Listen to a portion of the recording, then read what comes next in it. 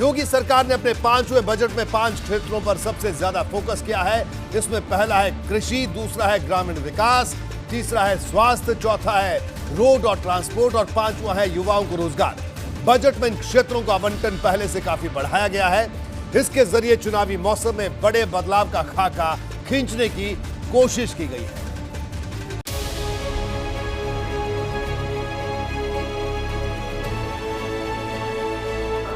यहाँ पर हम लोगों ने प्रदेश के समग्र और समावेशी विकास को आधार बनाकर के इस बजट को प्रस्तुत किया गया है। राष्ट्रीय ग्रामीण रोजगार गारंटी योजना के अंतर्गत वित्तीय वर्ष 2021-22 में 35 करोड़ मानव दिवस का रोजगार सृजन का लक्ष्य है।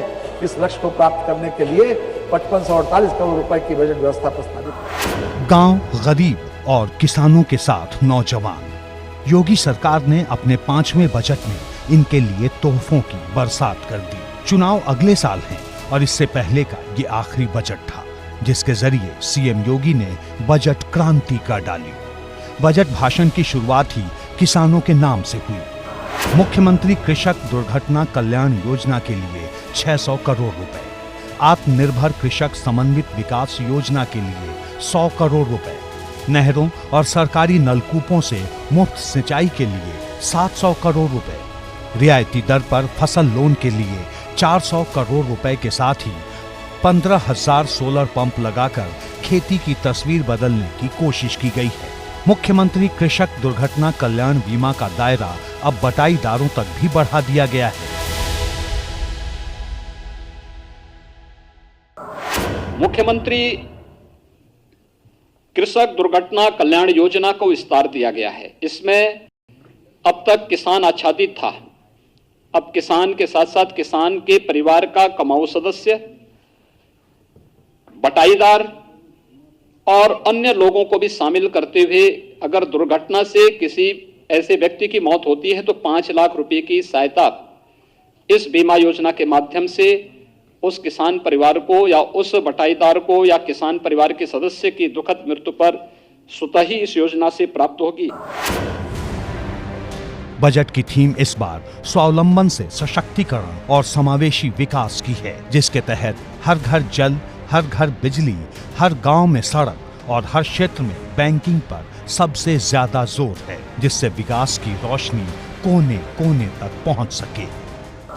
हर घर को नल, हर घर को बिजली, हर गांव में सड़क और हर गांव को डिजिटल बनाने के संकल्प के साथ ही हर खेत को पानी और हर हाथ को काम देने का संकल्प इस बजट में निहित है।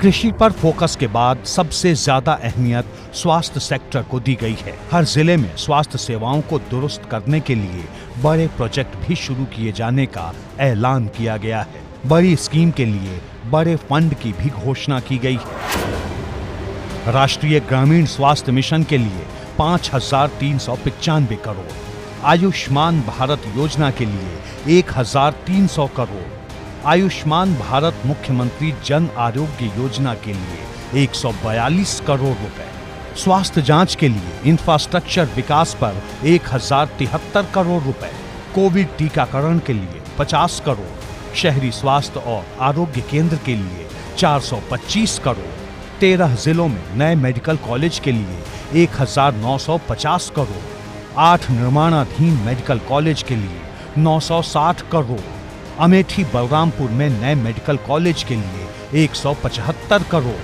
लखनऊ में अटल बिहारी वाजपेयी के नाम पर हॉस्पिटल के लिए 100 करोड़ रुपए और गरीब लोगों की असाध्य बीमारी के इलाज में मदद के लिए 100 करोड़ रुपए की घोषणा की गई। कोविड-19 की रोकथाम हेतु टीकाकरण योजना के लिए 50 करोड़ रुपए की व्यवस्था प्रस्तावित है। राष्ट्रीय ग्रामीण स्वास्थ्य मिशन हेतु 5395 करोड़ रुपए की व्यवस्था प्रस्तावित है। आयुष्मान भारत योजना के लिए 1300 करोड़ रुपए की व्यवस्था प्रस्तावित है। आयुष्मान भारत मुख्यमंत्री जन आरोग्य योजना हेतु 142 करोड़ रुपए की व्यवस्था का प्रस्ताव है। प्रधानमंत्री मातृत्व वंदना योजना के लिए 320 करोड़ रुपए की बजट व्यवस्था प्रस्तावित है। प्राथमिक स्वास्थ्य परिचर्या सुविधाओं के लिए डायग्नोस्टिक बुनियादी ढांचा सृजित किए जाने हेतु 1073 करोड़ रुपए की व्यवस्था प्रस्तावित है। शहरी स्वास्थ्य एवं आरोग्य केंद्रों हेतु 425 करोड़ रुपए की व्यवस्था प्रस्तावित है। बजट की बड़ी घोषणा के मुताबिक लखनऊ के KGMU में संक्रामक बीमारियों की जांच के लिए उच्च स्तर की लैब स्थापित की जाएगी। Institute of virology and infection diseases के तहत ये लैब बनाई जाएगी। ABP गंगा के लिए ब्यूरो रिपोर्ट।